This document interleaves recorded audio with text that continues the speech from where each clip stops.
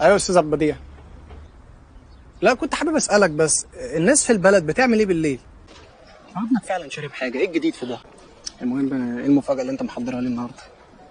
هنطلع نصلي العشاء يا فندم؟ هنصلي العشاء الاول وبعدين نطلع على المفاجاه عدل. انا بحسب اصلي العشاء كنت اصليها في اي وقت يعني. شرفتونا. الدكتور عاطف مدير الوحده الصحيه. يا مرحبا يا مرحبا.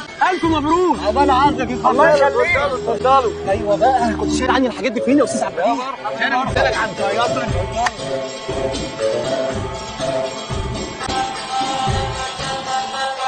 ده مش فرح، دي حنه.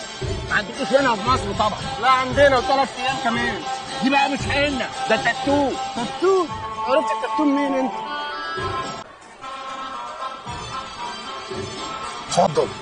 لا شكرا مش عايز. في ايه يا عم؟ في ايه؟ ما تقول لي ان في اكل بره. انت مش غريب بقى، مش محتاج عزومه. شكر جدا. السلام عليكم يا جماعه. تمشي. قول له تمشي. ما انا ما لحقتش اكل، انا ما اكلتش حاجه جوه. وقف باي حاجه.